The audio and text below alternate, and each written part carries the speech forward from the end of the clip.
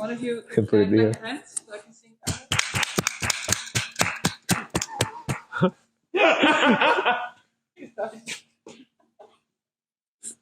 Is that the new guild box? Holy shit, yes. It looks pretty good. Hey, no swearing. This is a live camera. I mean, kids can watch this. Oh, they can. This is alcohol, but sure. It's alcohol. You need to speak here. Hey, hallo. Ik ben Rowan. I am George. And we are gonna open the new guild box with you.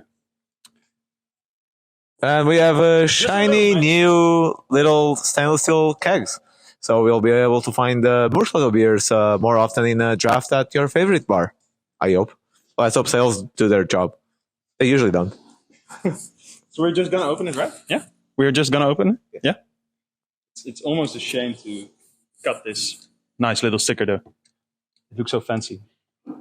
Just like you. Just like you. Okay. You said something like that last time. I say that pretty regularly. Oh, wow. Even I am For surprised. us, this is also new. We haven't seen the new box yet. We know what's in. We don't know what's...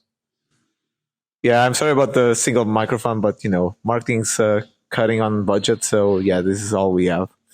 I'm sorry. Shall we just take one and then... Yeah. Just take one. Surprise me. What is it? What is it? That's a British stout? Yes, a British Cup of stout. Craft. It's the British stout. We used all British ingredients, including yeast, hops, everything British. I think it's a beautiful beer. Not the water. That would be wasteful. But we tried to mimic the water profile used in England. Yes, George, we did. Shall I just take another one? Yeah. Oh, insulated cable cutter. Could you pass me triple IPA? It's a triple IPA where we use a different yeast, which was one of the first times we used it. And we used some German aroma hops. People are used to crave the American modern hops, but Germany has some nice options these days. So we paired the Australian Galaxy and American Citro with some Calista from Germany. And it created a pretty melony, ripe fruit triple IPA. Not as sweet as the previous triple IPAs we've made. I think it's pretty balanced and I quite like it. What is the next one you have hiding in there? I was speaking. It's the Disco Dazzle, the 2023 version. After a well-received reinvention of the Disco Dazzle last year, right? Yeah, pretty much. Yeah. We are bringing it back for you to enjoy. Wow, that was a bad description. Go on.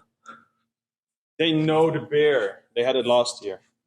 But It's better. It's better. It's always better. The next one is always the best beer we're ever making. Okay, my time. What am I going to get? Oh, I have no idea, really. Daily Grind. Fourth iteration. It's a rice stout. That's another way of... Okay. It's a rice stout with a coffee edition. So we wanted to try something different with Daily Grind. We're still playing around. I guess you guys figured out that Fruit Bomb that we were doing last year on the core tryouts has now been permanently added to the core range, and we're still figuring out things with the Daily Grind where it stands.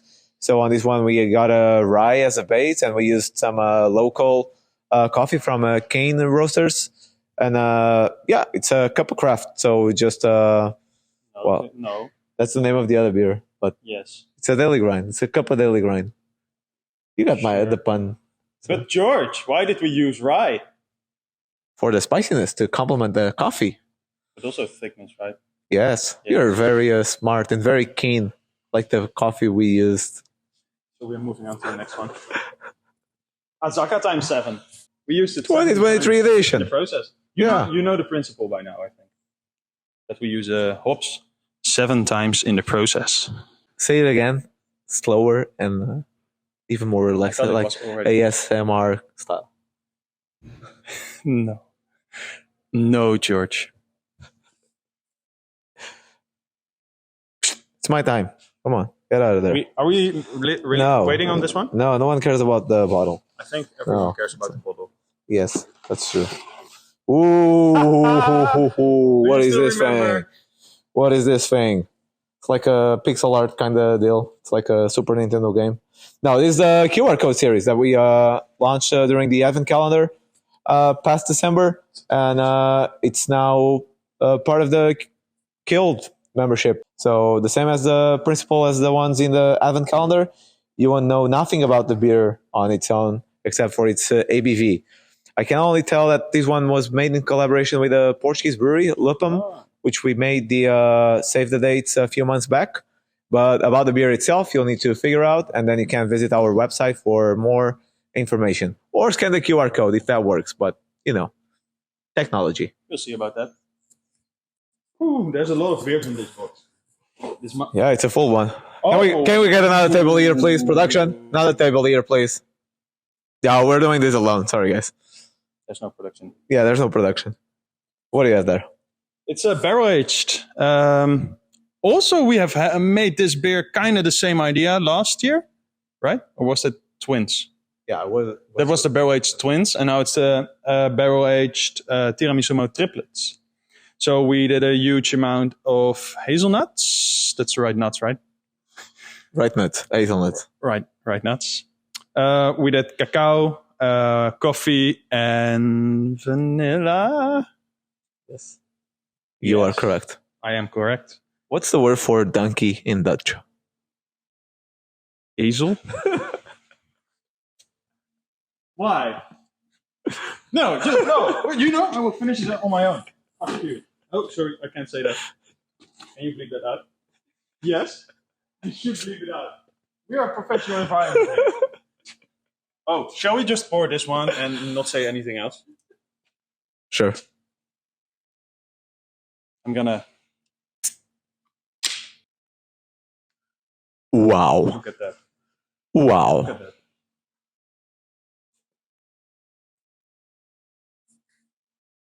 It was a special fun project. So we used beetroot, lacto-fermented beetroot concentrated juice. So the beets were lacto-fermented, which means they were put on a bath with salt. They developed flavor, and then that liquid was strained out, and the beets were pressed, and the water was removed. We then added that concentrate juice into a base of Willy Tonka, and we captured the earthiness from the beetroots with the complexity of the lacto-fermentation process, paired with chocolate, which was from Belize. See, memory is good. And Tonka beans. And we got Willy Tonka, beet, and chocolate. So I think it's pretty outstanding beer, pretty unique, and has a crazy color. It's super sexy and appealing. Okay, this is for me. Awareness for dried grapes. Rye wine made in collaboration with our friends from Gallia, from Belgium, where we paired the recipe of a rye wine with raisins. I had no idea when we first set up the collab here that there were so many types of raisins. So I just went online, bought all the raisins we could find. And for a week, we were just eating raisins at the brewery and doing trials with them in beer. So we chose some crimson raisins, which is a reddish-hued grape, which was the most fruitful in beer, and we just added a ton of it into our beers, and it turned into a dessert wine kind of vibe. Next one. I can't say anything about this. There's not one, but two. QR code series. Like that, yeah. No, it's not the same one. It's not on a repeat. No, it's a different one. I really like brewing these beers because the brewers get they can just go wild. So this is something we usually don't brew. It's a beer Moersleutel night. It's a beer set in the Moersleutel world, so big flavorful beers, high in ABV most of the times, but yet they tend to go away from the styles we usually make. So don't expect too many stouts during this style. Not saying that you won't find any, but different approaches on big flavorful beers that we just want to try out, see how they work. And you're the first ones to see those plans being developed. So let's go for the next one. I think we're mostly halfway through this thing, a bit more than that even. It's a pretty big box these days. Oh, wow. Talking about styles that we don't usually often do, we brought for you guys a collab we made a few months back in Germany. We went for some equipment shopping around Munich, and we made a collaboration with Frau Gruber. And we brewed a Weizen Doppelbock, classic, traditional, German purity law, heirloom, grains. Probably say it again. Decoct it. Probably whatever he said. And I haven't tried it. I don't know. Let me know what you guys think. But I think I'm keeping this one for myself. Shall we open it? No. We're working, Rowan. Next one, please. Can we do this one, or we are really gonna wait? Yeah, okay, I'm just gonna shut up now. You made this. Yes, you did. You did. We just kind of did it, but it was your idea. So a couple weeks back, we had the Slotterdag, where we celebrated a pretty cool day with all of you, or most of you at least.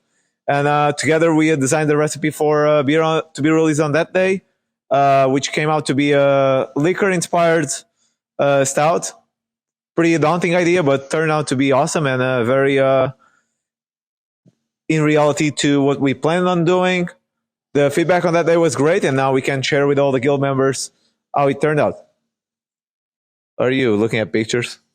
Yeah, I'm trying to find you. Where were you on that day? I do not exist, except on videos. You hit well. I know. Go on, then. I'm just going for it. Fudge Vortex. You need to... You know the story about the... Oh, yeah, it's too young for this thing. So we rebranded the non-adjunct traditional stout like we did last year with the Odd Grain series and the Monster Pastry series. We rebranded for Jekyll and Hyde. One is the good one, the other one is the bad one. Which one is the good one? Which is the bad one? Go on. Jekyll's the good one, Hyde is the bad one. Did I get that right? Production? Yes, yes. Charlotte is nodding yes. So. Lucky guess. It's 50% chance though. Yeah. So this is Fudge Vortex. Did you say anything about the beer yet? No, I did not. But we have a ton of salted caramel to it to mimic the fudge taste. It's one of the single beer we've done in the past year with lactose. But the lactose, it's not added to the process. It just comes from the addition of salted caramel, which contains lactose in it. So it's still lactose-free as an addition, just by the means of adding the salted caramel to it. So going on to the next one. Ooh, we got two left. This is a pretty full box. How many beers we got in here? It's 16? 16 beers? 15 beers? Oh, crazy. 3, 3, 5. So we got Moersleutel double hop. So we still are doing these iterations on Corwin series. We've been playing around with some hoppy stouts. I think the British stout Cup of Craft also has quite some traditional hops in it. We liked where that direction was pushing us last year with In a Nick of Time as well. So we wanted to push Moersleutel into be a double dry hopped Imperial Stout, Black IPA. I don't know. Something. Don't say it. They need to figure it out on their own. It's not a Black IPA. It's not a QR code. It's much maltier and rounder and bigger and thicker. Imperial Stout double dry hopped. Go on. Ooh. Fancy new label. Fancy new label with a fancy new box. We're going fancier. Well, not in these videos, but we're doing a pretty terrible job. This is fancy. This is fancy. This is fancy. We are going fancy.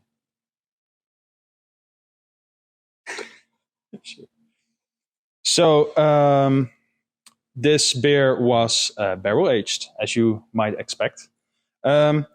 But it's the base beer is a blend of barley wine, rye wine, and imperial stout. So it's still a black, strong, thick bourbon barrel aged indulgence. Yeah, mostly it combines the flavors from a stout with some of the leathery notes and dry, thick notes from the barley wine, all combined together with the roast character from the base beer, all aged both in bourbon and Scotch barrels. And again, for the indulgence, we always try to seek the best barrels and try to make the best blends for these beers. And we had to make a special one because this was the whole rebranding of the guild. You can see fancy new label, fancy box, and a pretty filled in box. It's a lot of content in here to be explored, really. So I hope you guys have a good time. There's a lot to go through on this box. And last words? Please let us know what you think. We are always looking for feedback. Do you like the hoppy stouts? Do you like the Jekyll and Hyde series, splitting it off? What more? Anything else? Oh, we have nice things in tank, by the way. Yeah, that's There's, that's like August box or whatever. Chill. And QR code. Let us know about the QR code, because some of these beers, they're just pilots, as we were saying, and eventually, if they do well, we can expand them and make them more regular releases on the styles that you'll find out on these boxes. So just be sure to go out there, be Untapped, our fan page. So a shout out to the fan page to subscribe there and just go and share your opinion. There's a lot of fans there. We, brewers and marketing team, all of us are lingering or hanging out in there. So if you got something to say, just drop by and share your thoughts. I constantly go through those notes to see if I can make better beers and improve the beers. So let us know what you think. So I think it's time to wrap up. so merci beaucoup, and see you next time. See you guys. Have fun.